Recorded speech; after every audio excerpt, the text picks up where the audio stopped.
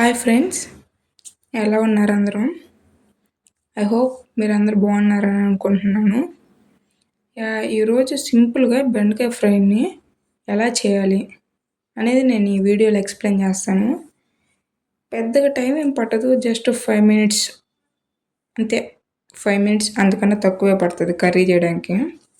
So first ఒక pan తీసుకోండి, అందులో ఆయిల్ వేయండి. ఆయిల్ కొంచెం వేడెక్కిన తర్వాత కొన్ని తిరగమాత గింజలు వేయండి. తర్వాత కొన్ని ఆనియన్స్, కొంచెం కరివేపాకు వేయండి.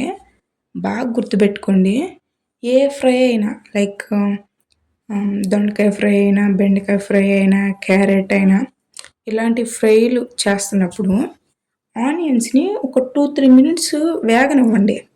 అప్పుడు కర్రీకి మంచి టేస్ట్ వస్తుంది. ఇలా ఆనియన్స్ వేగిన తర్వాత బెండకాయ ముక్కలు కూడా యాడ్ చేసుకుందాం. ఒకసారి అలా కలబెట్టుకున్న తర్వాత కొంచెం పసుపు వేసుకోండి. ఇంకొంచెం మనకి రుచికి సరిపడా సాల్ట్ వేసుకొని మళ్ళీ కలబెట్టండి. అయితే ఈరోజు కర్రీ చేస్తుంటే నాకు చిన్నప్పుడు ఒక స్టోరీ గుర్తొచ్చిందనమాట.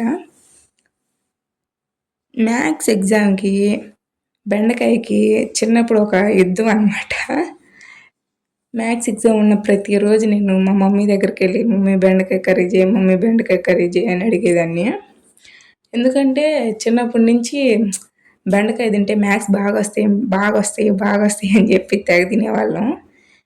కానీ ఎన్నిసార్లు బెండకాయ కర్రీ తిన్నా కానీ మ్యాథ్స్ ఎగ్జామ్ డుక్కి కొడతానే ఉన్నా, అదేందో మరి. సో బెండకాయలు మగ్గిన తర్వాత కొంచెం కారం వేయండి. బాగా గుర్తుపెట్టుకోండి, ఫ్రైలు చేసేటప్పుడు కారం వేసిన వెంటనే స్టవ్ ఆపకండి. 2-3 మినిట్స్ ఆగిన తర్వాత స్టవ్ ఆపండి, అప్పుడు పర్ఫెక్ట్గా ఉంటుంది. బాయ్ ఫ్రెండ్స్, నెక్స్ట్ వీడియోలో కలుద్దాం.